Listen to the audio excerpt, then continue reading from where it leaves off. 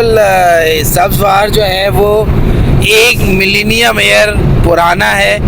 ये कोई छोटी बात नहीं है, लाखों साल पुराना शहर है जो कि शाहपुर वन ने इसको बनाया था। ये ज़ोरास्ट्रियन के बादशाहों में से एक है और यहाँ पे तकरीबन कई हज़ार साल पुराना फायर टेम्पल भी है जो कि यहाँ से तकरीबन 50-60 किलोमीटर दूर है। और यहाँ पे काफ़ी इन्फ्लुएंस रहा, यहाँ पे लड़ाइयाँ भी हुई और कहा जाता है कि तैमूर पीरियड में यहाँ पर जो है वो 90,000 लोगों को शहीद किया गया, यानी कि मारा गया जब उसने इस शहर को फतह किया और उनके सर तन से जुदा किए और उनके 3 पिरामिड बनाए उन्होंने और लोगों को जो बच गए थे उनका इबरत का निशान बना दिया इस पूरे शहर को।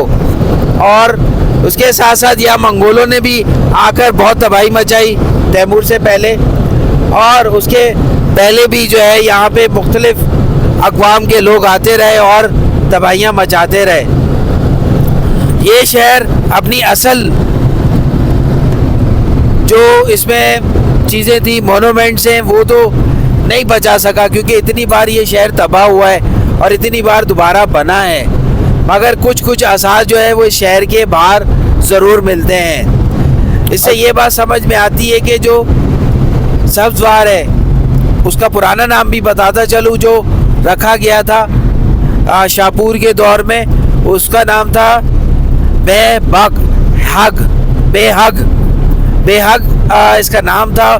फिर इमाम खुमैनी का दौर आया जो आज से तकरीबन 50 साल पहले, तो इसका नाम जो है वो सब्ज़वार रख दिया गया।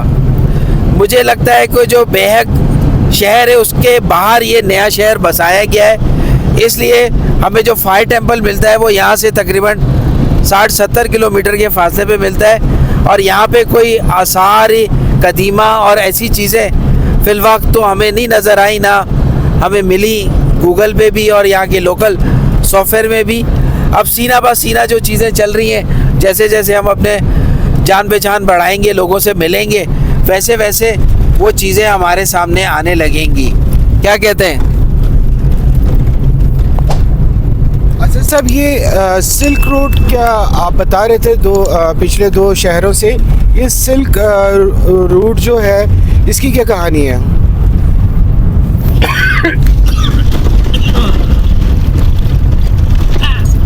देखो, अब चाहो तो यहाँ से लेफ़्ट ले लो, बार बार से चली जाओ। मेरे ख्याल से बार बार से चली जाओ, वो ज़्यादा आसान है। राउंड अबाउट से? हाँ, राउंड अबाउट से ना। इसको फिर कंटिन्यूस बात नहीं करेंगे। बोल देता हूँ मैं, इसको सीधा रास्ता बता देता हूँ। देखिए आसिफ भाई, बात ये है कि सिल्क रोड कोई एक सीधा रास्ता नहीं था। सिल्क रोड जो है वो मिस्र से भी शुरू होता था और मिस्र से आगे लेबनान आप चले जाएं, आप और आगे चले जाएं जहाँ समंदर की हद ख़त्म होती है, यानी कि समंदर शुरू होता है, ज़मीन की हद शुरू होती है। तो सिल्क रोड बहुत आगे से चला आ रहा था और ये मिस्र से आप कह लें फ़लस्तीन, शाम से होता हुआ, तुर्की से होता हुआ ये ईरान में दाखिल होता था और इससे जो है वो आगे इंडिया की तरफ चला जाता था और फिर ताशकंद की तरफ चला जाता था, समरकंद की तरफ चला जाता था और उसके मुख्तलिफ छोटे छोटे रूट थे।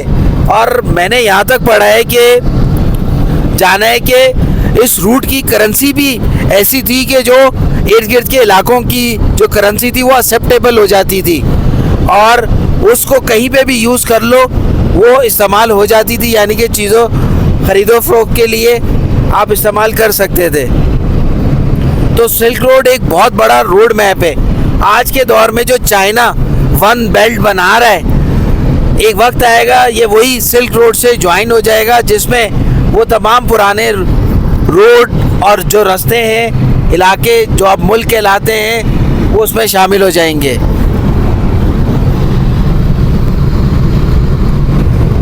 थैंक यू डॉक्टर असद, आपने काफ़ी डिटेल दी और इसी तरीके से हम हर शहर के बारे में जितना पुराना और नया जानेंगे आपको जो है वो बताते रहेंगे, क्योंकि हम चाहते हैं कि ज़ियारतों के अलावा भी बहुत सारी चीज़ें और आपकी नॉलेज में हो सके, जिसके पीछे हम लोग पूरे साल जो है वो जानते हैं, पहचानते हैं और इस टाइम को और उस टाइम को मिलाते हैं। फिर आपसे बात करेंगे इसी तरीके से सफ़र में, और सफ़र चलता रहेगा और तारीख भी चलती रहेगी।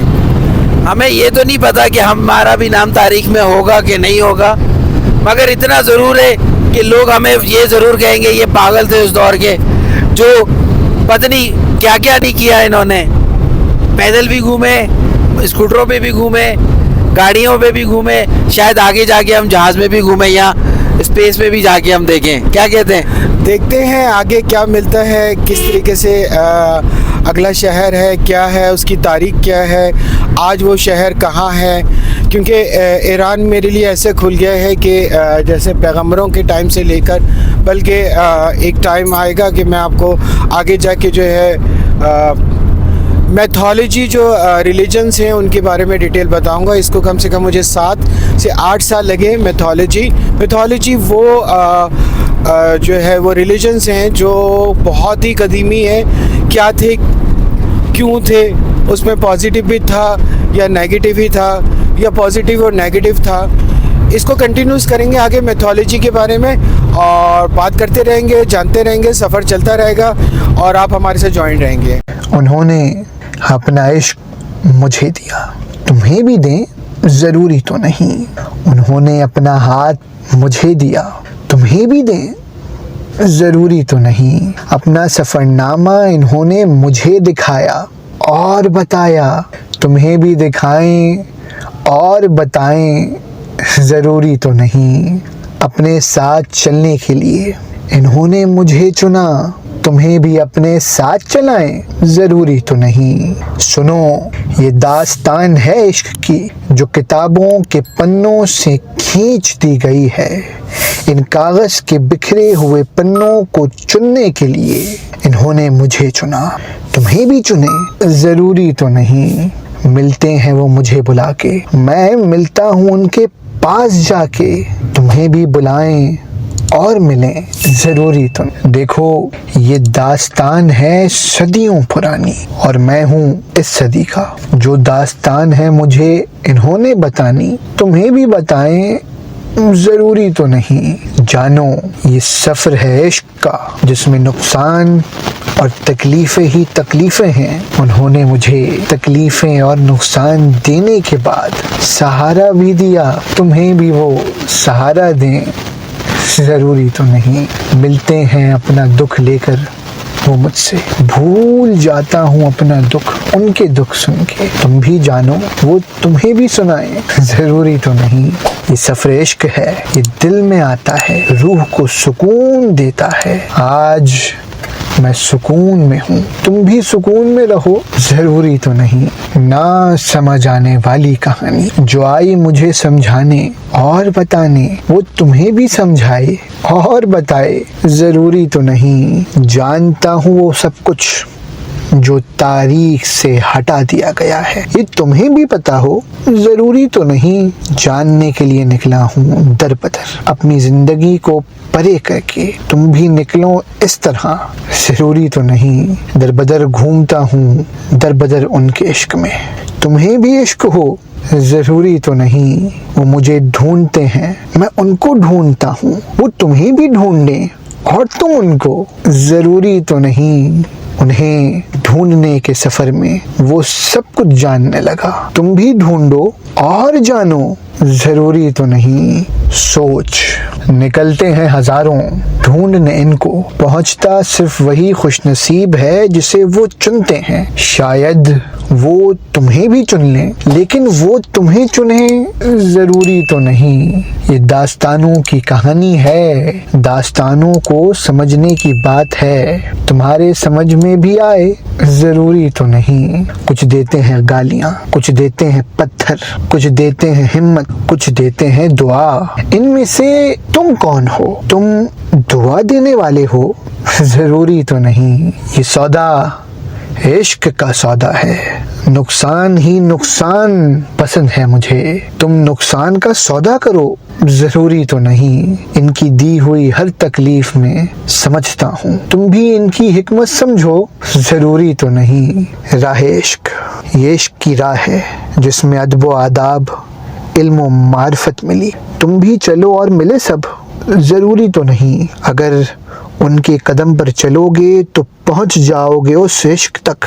तुम भी उस इश्क तक पहुंचो, जरूरी तो नहीं। इश्क हमेशा उन्हें ही पहचानता है जो मकसद के लिए होते हैं। शायद ही तुम पहुंच सको, जरूरी तो नहीं। हाल ये है आसिफ इस दिल का जिसमें गम और दास्ताने हैं। तुम्हारे दिल का भी ये हाल हो, जरूरी तो नहीं। आज उसी के सहारे पर जिंदगी गुजार रहा हूँ मैं। तुम क्या जानो और तुम भी जानो, जरूरी तो नहीं। जान लो, अगर उनको जान लोगे, इस दास्तां को समझ लोगे। काश तुम ये दास्तां समझ लो, जरूरी तो नहीं। इस इश्क का हाथ पकड़ लोगे तो रूह में सुकून आ जाएगा। तुम भी ये सब कर सको, जरूरी तो नहीं। आज इस सदी में भी वो दास्ताने, दर्द, तकलीफें और वो सारी बातें जो मैंने जानी, अगर तुमने जान ली तो शायद फिर तुम जान लो, ये जरूरी तो नहीं। दुआ देता हूँ इस सफरनामे के लोगों को जो चल रहे हैं इस सफर पर। आज उनके लिए सारी दुआएं हैं कि वो सफर पूरा कर सकें। वो सफर है दरवेशी का, इश्क का और गम का। तुम सब समझ भी सको, जरूरी तो नहीं। अस्सलाम वालेकुम, कैसे हैं आप लोग? ठीक हैं? इस वक्त मैं सब्ज़वार से थोड़ा सा बाहर आ गया हूँ। खुसरो जर्द का इलाका है, जर्द, और हार्डली जहाँ पे मैं ठहरा हुआ हूँ वहाँ से तो 4 से 5 किलोमीटर के फासले पर है, क्योंकि मैं बिल्कुल हाईवे पर ही मैंने स्वीट लिया ताकि हमें आसानी हो। क्योंकि जब हमने इस इलाके को स्टडी किया आने से पहले तो हमने मुख्तलिफ़ चीज़ें देखी कि कहाँ रुकना चाहिए, कहाँ नहीं। सेंटर सिटी में ज़ियारतें कुछ ऐसी थी कि हमने चाहा कि बाहर रुके, ताकि 2 ज़ियारतें जो इससे पहले जो ज़ियारत मैंने आपको करवाई वो और कब्रिस्तान में दाखिल हुए। मेरे सामने बिल्कुल ये इमामज़ादे,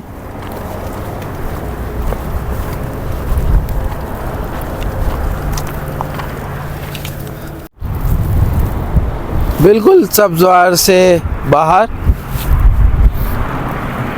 और सब्ज़वार से तकरीबन 5 किलोमीटर पहले ये ज़ियारत मौजूद है। और इस इलाके का नाम है खुसरो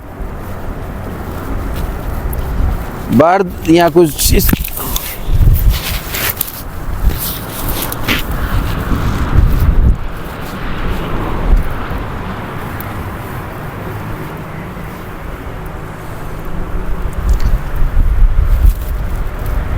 खूबसूरत ज़ियारतगाह। एक पॉइंट भी है हाईवे पर रुकने का, और यहाँ से तकरीबन 5 किलोमीटर पहले, यानी कि आगे आप चले जाएं, ये सब्ज़वार शहर है, ये 5 किलोमीटर पहले ये खूबसूरत सी ज़ियारत यहाँ पे मौजूद है।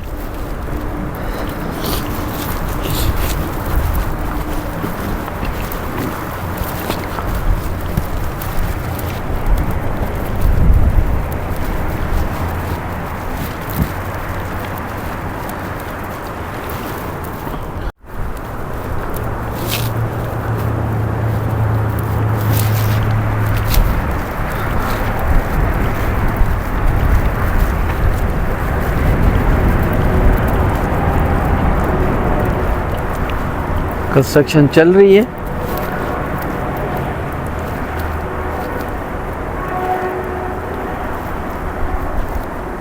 खुसरो जर्द का ये इलाका है, और यहाँ पे इमामज़ादगान मौजूद हैं। कितने हैं ये आपको अभी हम बताते हैं। पहले इर्द गिर्द देख लें, वही पहाड़, ये सिलसिला मौजूद है यहाँ पर भी। यही सिलसिला इससे पहले वाली ज़ियारत पे भी जाता है। और कुछ यहाँ इंस्ट्रक्शंस लिखी हुई हैं ज़ियारत अहले कबूर के बारे में, और फिर नमाज मैयत है, और इस तरह चलते हैं, आगे बढ़ते हैं। यहाँ आपको बताता चलूँ, इमामज़ादा सैयद हुसैन बिन मोहम्मद यहाँ पे मदफूम है। इसके अलावा इमामज़ादा सैयद इब्राहीम बिन उबैदुल्लाह मौजूद है। इनके वालिद गिरामी को भी हमने ज़ियारत की है। फिर इमामज़ादा सैयद हुसैन बिन अली है, वो भी यहाँ पे मौजूद है। और फिर इमामज़ादा सैयद ज़ैन बिन अबी अल कासिम मौजूद है। यानी कि इनके आगे मैं दोबारा से डिटेल दूँ तो कुछ इस तरह से है कि इमामज़ादा सैयद हुसैन बिन मोहम्मद अज़ नवाज़गान हैं इमाम सज्जाद के, और इमामज़ादा सैयद इब्राहीम बिन उबैदुल्लाह ये अज़ नवाज़गान हैं इमाम मूसा काज़िम के, और इमामज़ादा सैयद हुसैन बिन अली ये अज़ नवाज़गान हैं इमाम सज्जाद के, और इमामज़ादा सैयद ज़ैद बिन अबी कासिम ये अज़ नवाज़गान हैं इमाम सज्जाद के। तो इसका मतलब है कि इमाम सज्जाद की आल है, और उसमें एक इमामज़ादे जो हैं वो इमाम मूसा काज़िम की आल में से हैं। ज़ियारत करते हैं इन 4 इमामज़ादगान की।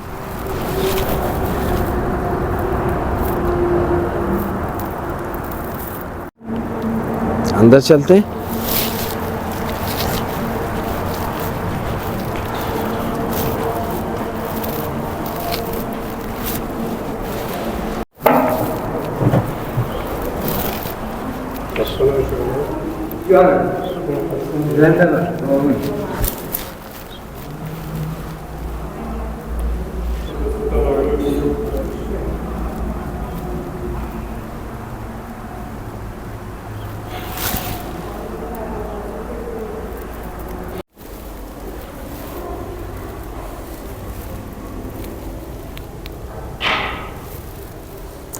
आज मैं आपको इन 4 इमामज़ादगान की ज़ियारत करवाने वाला हूँ, जो कि मुख्तलिफ़ यहाँ पे अदवार में आए और उन्होंने यहाँ पे कुछ ने शहादत नोश फरमाई और कुछ ने यहाँ पर अपनी ज़िंदगी तमाम की, और कुछ दूर दराज के सफ़र से आते हुए रास्ते में यहाँ पे जो है वो उन्होंने पर्दा किया, और उसके बाद एक एक करके यहाँ पर मदफूम हुए।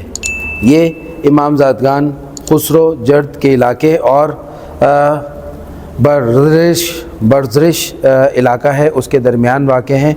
और आप समझ लें कि ये सब्ज़वार के मगरिब में आप कह लें, या इसको आप इस तरह समझेंगे कि शारुद से जब आप सब्ज़वार आ रहे होते हैं तो सब्ज़वार से 5 किलोमीटर पहले जहाँ उसकी हदूद शुरू होती है, अब वहाँ पे ये मौजूद है, और बिल्कुल मेन रोड पर मौजूद है ये ज़ियारत। और इसमें हर साल तकरीबन जो यहाँ पे बताया गया है, Pakistan, India, Bangladesh, Malaysia, Afghanistan, Uzbekistan, Tajikistan, France, Germany और इस तरह और बहुत सारे मुल्कों से जो है यहाँ पे ज़ायरीन आते हैं। जैसे जैसे उनको पता लगता है कि ये ज़ियारत बहुत मुजर्रब है, जलीलुल क़दर यहाँ पर जो है वहाँ पे इमामज़ादे मौजूद हैं और लोगों को फैज़ बाँट रहे हैं।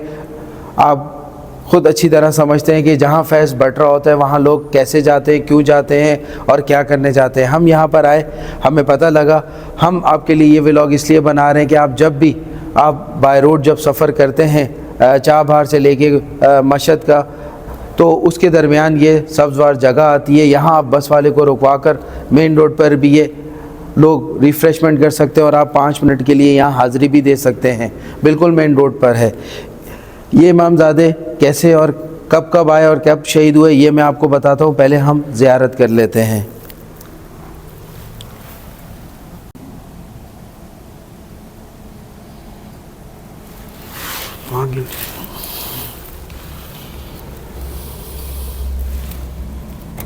ये चारों इमामज़ादों की कब्र हैं।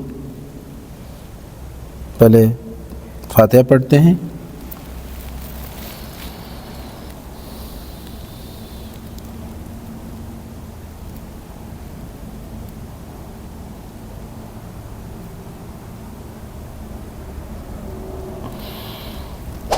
अब एक एक करके मैं आपको इनके नाम और इनके बारे में बताता जाता हूँ कि सबसे पहले सैयद हसन बिन मोहम्मद हैं, हुसैन बिन मोहम्मद हैं। सबसे पहले सैयद हुसैन बिन मोहम्मद की ज़ियारत है, यानी कि कब्र है, कब्र मुबारक है। उसी के साथ सैयद इब्राहीम बिन उबैदुल्लाह की कब्र मुबारक है, और उसी के साथ सैयद हुसैन बिन अली मदफूम हैं, और उसी के साथ सैयद ज़ैद बिन अबी अल कासिम की आल मौजूद हैं। ये कैसे कैसे किस किस दौर में आए ये मैं आपको बताता जाता हूँ। सैयद हुसैन बिन मोहम्मद और सैयद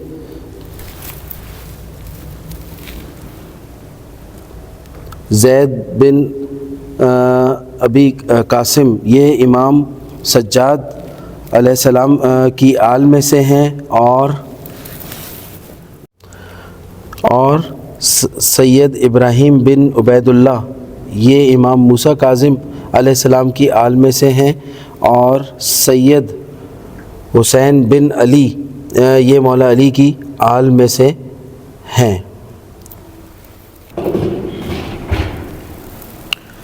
आपको मैं बताता चलूँ, हुसैन बिन मोहम्मद बिन याहिया जो थे वो जब चले मदीना से, तो उनके साथ और भी बहुत से रिश्तेदार और बच्चे थे जो एक काफ़िले की शक्ल में वो यहाँ पर पहुँचे। और यहाँ पर कुछ और भी सादात हमें मिलते हैं जो यहाँ पे मदफूम हैं, बट अभी इस दौर में उनकी कब्र का हमें पता नहीं चला, और ना ही उनकी तादाद के बारे में हम जान सके हैं। यहाँ पर सैयद हसन बिन मोहम्मद बिन हुसैन बिन ज़ैद को शहीद किया गया था। खुसरो जर्द में शहादत के बाद मफहूम किया गया, और इसके बाद सैयद इब्राहीम बिन उबैदुल्लाह बिन इब्राहीम बिन मोहम्मद बिन इमाम मूसा काज़िम को इसी सैयद ज़ादे की जगह के पास मदफून किया गया। सैयद हुसैन बिन अली बिन मोहम्मद बिन याहिया बिन अबुल हुसैन बिन मोहम्मद बिन अहमद बिन मोहम्मद ज़बारा बिन उबैदुल्लाह बिन हसन को हसन मकफूत बिन हसन अफ्तास बिन अली असगर बिन इमाम ज़ैनुल आबिदीन के बाद जवानी में ही इनका नाम था, और इनके पास खुसरोजत के मकबरे में दफन करने का हुक्म दिया था। और इसके बाद सैयद जलालुद्दीन अज़ीज़ुद्दीन ज़ैद बिन फ़खरुद्दीन अबुल कासिम अली बिन अबू अली ज़ैद के घर में इनको दफन किया गया। इसके बाद सैयद अजाल की कब्र मुबारक और सैयद अज़ीज़ बिन उबैदुल्लाह बिन अली बिन मोहम्मद बिन याहिया फ़क्किया अबुल हसन मोहम्मद बारन और इनके रिश्तेदार और बच्चे को भी यहाँ मदफून किया गया और यहाँ पे और भी बहुत से सादात मौजूद हैं। ये 4 इमामज़ादगान जो ज़ाहरी तौर पर तो यहाँ पे मौजूद हैं, बट इनके साथ और भी बहुत से इमामज़ादगान आए और वक्तन वक्तन यहाँ पर शहीद होते गए और कुछ अपनी उम्र पूरी करके यहाँ से गुज़रे हैं। कहा जाता है कि यहाँ पर मुख्तलिफ़ अदवार में इमामज़ादे आए जो कि फ़ैमिली की शक्ल में यहाँ पर से गुज़र रहे थे और तूस की तरफ उनका रुख था।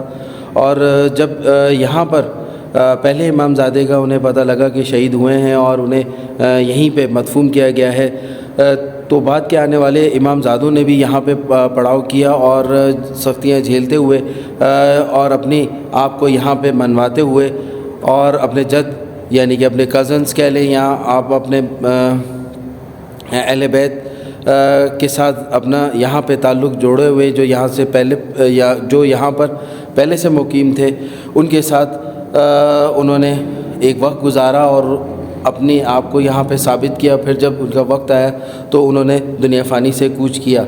इसी तरह कई अरसे में कई सालों में जो है ये आते रहे इमामज़ादे और इन जगहों पर मदफून होते रहे और उसी के साथ इनके पहले यहाँ पे हुजरे भी हुआ करते थे और यहाँ पे बाकायदा पीछे आप देखेंगे तो कब्रिस्तान भी है जहाँ पे हम पहले गए और हम समझे यहाँ से एंट्रेंस है। वहाँ पे आपको पता लगेगा बहुत से कबूर हैं और ये हिस्सा जो है उन कबूर से हट के बनाया गया है। अभी ये नहीं पता लग सका कि उनकी जो फैमिली के लोग थे और ख़वातीन और बच्चे थे वो कहाँ हैं। बहरहाल यहाँ पर ये 4 इमामज़ादे इस बात की दलील है और यहाँ के औकाफ़ के इदारे ने ये तस्दीक की है कि यहाँ ये 4 इमामज़ादगान जो है वो मदफून हैं और कहा जाता है कि यहाँ और भी हैं, मगर ये नहीं पता कि वो इसी एरिया में कहाँ हैं या इससे बाहर या आगे पीछे वो कहाँ पर हैं, क्योंकि ये इलाका बहुत कदीम है और इसके इर्द गिर्द और भी जगहें थी और भी इमामज़ादे शायद वो भी इन्हीं से जो है वो रिलेटिव होंगे और इन्हीं से के साथ ही कहीं ना कहीं कनेक्शन उनका बनता होगा। तो ये इमामज़ादे अपनी ज़िंदगी में बहुत सारी चीज़ों में आगे और पेश रहे और हमेशा हिजरत को इन्होंने फ़ौक़ियत दी और कोशिश करते थे कि जब वो मदीना से या मक्का से निकलते थे, ख़ास तौर पे मदीना से, तो वो रुकते रुकाते ज़रूर जाते थे, मुकीम रहते थे कई साल भी, महीने भी, दिनों भी, मगर वो अपनी हिजरत को जारी रखते थे और अपने हिजरत के अमल को जारी रखते थे। और जो ये रूट मैप पे नज़र आए जो खुरासान जाते हुए यानी ये तूस जाते हुए, तो इसका मतलब है ये किसी काफ़िले में थे और वो काफ़िले मुख्तलिफ़ अदवार में आते रहे और ये भी उन्हीं काफ़िलों में आते रहे और यहाँ पर किसी न किसी सबब के तहत रुकते रहे और उसके बाद यहीं पे ही जो है मदफून होते रहे। ये इमामज़ादगान की ज़ियारत बहुत यहाँ पर मुजर्रब मानी जाती है और हर ख़ास व आम जब भी सब्ज़वार से बाहर या दाखिल आते की तरफ जाते हैं तो यहाँ ज़रूर ठहरते हैं और कुछ लम्हात यहाँ पे गुजारते हैं। ज़्यादातर आपको मुसाफिर मिलेंगे जो यहाँ पर आते हैं और ज़ियारत के लिए यहाँ पे बैठते हैं, नमाज़ भी अदा करते हैं, कुरान भी खोलते हैं और उसके साथ साथ यहाँ लौ भी लगाते हैं। तो ये ज़ियारत एक बहुत ही आप समझ लें कि यहाँ पे ब्लेसिंग या रहमत के हिसाब से मानी जाती है कि यहाँ पर लोगों की जो है वो दुआएं बहुत जल्दी कबूल होती हैं, लोगों की ख्वाहिशें बहुत जल्दी कबूल होती हैं और लोग अपने रास्ते की अमन व अमान और हिफाजत और बहुत सारी दूसरी दुआएं यहाँ से मांगते हुए गुज़रते हैं और इन्हें सलाम पेश करते हैं और इन सादात के दर पे अपने आप को सरनगू करते हैं और इसी में अपनी आफ़ियत और इसी में ही अपनी हिफाजत भी समझते हैं कि ये इमामज़ादगान इनको बचाएंगे और इनके लिए रहमत का सबब बनेंगे। ये वो आयतुल्लाह हैं जिन्होंने इन इमामज़ादगान को फ़ाइनलाइज़ करने में और इनकी ज़िंदगी के बारे में और इनके ख़ानदान के बारे में जो भी मैंने आपको बताया, इन आयतुल्लाह की बदौलत ही मुमकिन हुआ है कि इन्होंने अपनी ज़िंदगी लगा दी इन इमामज़ादान को जानने में और बताने में, ताकि लोग इनकी ज़ियारत पर आएँ और इन्हें जो है यहाँ पर अपने आप को सरनगून करें और अपने आप को इस काबिल समझें कि इमामज़ादे ने इनको बुलाया, पुकारा और इन्होंने उनकी पुकार सुनी और उसके बाद वो यहाँ पर मौजूद हैं। ये कुछ पूरा लिखा हुआ है, पूरी डिटेल और पूरा शजरा नामा आप देख लें। और ये शजरा नामा काफ़ी लंबा है और इसमें वो सारी चीज़ें आपको बता दी गई हैं। बड़े ख़ूबसूरत अंदाज में यहाँ पे लिखा है ताकि हर ज़ाहिर को पता लग सके कि ये कैसे और कब और किन किन हालात में और किन किन की आल में ये शामिल रहे हैं और इनके दर पे क्या क्या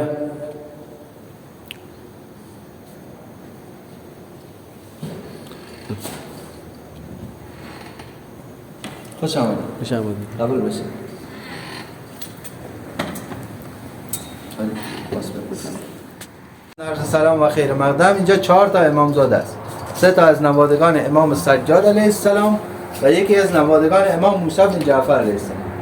خیلی هم اینجا حاجت گرفتن الحمدلله. انشالله که همتون حاجت روا بشه. ممنون. قبول باشه. خوش آمدید. سلام. خوش آمدید. خیلی ممنون. قبول باشه. خوش آمدید.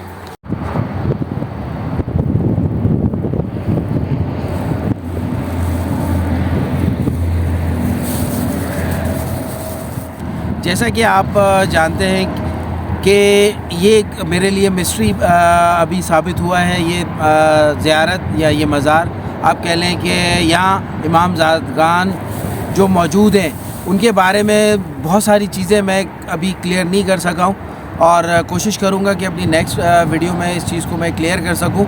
और यहाँ पे 4 इमामज़ादे तो कंफर्म हुए हैं, मगर और भी सैयद हैं और ख़वातीन भी हैं, सादात की और बच्चे भी हैं। वो यहाँ कहाँ हैं वो नहीं हमें पता लग सका। और ये एक साथ नहीं आए, ये मेरे हिसाब से जो मुझे जहाँ तक मैं महसूस कर रहा हूँ, ये तकरीबन 4 दफ़ा ये जो है ख़ानदान इस जगह पे आया है। जो यहाँ पे पहले आए हैं वो सैयद मोहम्मद बिन याहिया बिन आगे इमाम ज़ैनुल आबिदीन की आल में से हैं। वो यहाँ पे शहीद हुए थे और यहाँ पर उनकी शहादत के बाद जो है उनके साथ जो उनके खादमीन थे या उनके साथ जो लोग थे उन्होंने यहाँ पे उनको मदफून किया। और उसके बाद जो है वो बाद में जब ये सिलसिला शुरू हुआ और लोगों ने यानी कि अहले बैत ने तूस की तरफ जब सफ़र शुरू किया तो मुख्तलिफ़ काफ़िलों में यहाँ लोग आए और यहाँ पे इमाम ज़ादगान अपने अहलो अयाल के साथ यानी कि बीबियों और आप कह लेंगे बच्चों के साथ यहाँ से गुज़रे। और जब उन्हें यहाँ पता लगा तो वो यहाँ पे उन्होंने क़याम किया और यहाँ ठहर के इलाके और आगे की पोजीशन जानना चाहिए। और उसी दौरान यहाँ पे सम टाइम अटैक भी हुआ और सम टाइम उन्होंने यहाँ पे रूपोशी की ज़िंदगी भी गुजारी और कुछ इन पहाड़ों की तरफ जो है वो निकल गए। और जो आज हमें सब्ज़वार में इमामज़ादे मिले हैं वो इसी की कड़ी भी मालूम होता है। और उन्होंने काफ़ी अरसे यहाँ पे रहे क्योंकि उनकी तारीख़ नहीं मिल सकी, उनकी तारीख़ पैदाइश नहीं मिल सकी, उनकी शहादत या पर्दे की तारीख़ नहीं मिल सकी। तो यहाँ से ये मालूम होता है कि यहाँ पे जो काफ़िला गुज़र रहा था जब वो पहले इमामज़ादे यहाँ पे शहीद हुए तो उसके बाद जो बाद में पीछे काफ़िला आ रहा था वो यहीं पे ठहर गए। और क्योंकि ये इलाका उस वक्त क्लियर हो गया था और फिर उन्होंने यहाँ पे मुकीम हुए फिर और यहाँ पर ही उन्होंने अपनी सेटलमेंट और दूसरी चीज़ें यहाँ पे शुरू की। अभी तक मैं इतना जान सका हूँ और मज़ीद मैं कोशिश करूँगा मैं जानूँ और आपको एक क्लियर पिक्चर दूँ। यहाँ पे लोग ऐसे ही नहीं बहुत दूर दराज से आते हैं, जैसे कि मैंने वीडियो के आपको शुरू में भी बताया था कि बहुत सारे मुल्कों से आते हैं। हम भी यहाँ पे खींचे चले आए और इस वक्त हम यहाँ पे बैठकर अपनी जो भी रिसर्च है तहकीक है उसको आपके साथ शेयर कर रहे हैं। यहाँ तक कि मेरी मालूमात आपको अच्छी लगी हो तो लाइक और शेयर ज़रूर करिएगा और अपने आप को यहाँ जब भी आप चाबहार से मस्जिद की तरफ जा रहे हो तो ये सब्ज़वार में जगहें हैं, आप चाहें तो बस यहाँ तक की ले लें और एक ही दिन में आप 5-6 ज़ियारत करके भी आगे निकल सकते हैं और यहाँ ठहर भी सकते हैं और रुक भी सकते हैं और यहाँ क़याम भी कर सकते हैं। ज़्यादातर इन मज़ारात के गिर्द जो है वो आपको रहने के मुसाफिर खाने भी मिल जाएंगे और बहुत सारी फैसिलिटीज़ भी आपको मिल जाएंगी। इतना ही, आगे मैं आपको मज़ीद अगली ज़ियारत पे आपको मिलता हूँ। यहाँ तक के लिए मेरी मालूमात अच्छी लगी हो तो लाइक और शेयर ज़रूर करें और अपने आप को इन ज़ियारात के लिए तैयार करते रहें और मेरी वीडियो देखते रहें और आपको अपडेट मिलती जाएगी। अस्सलाम वालेकुम या अली मदद।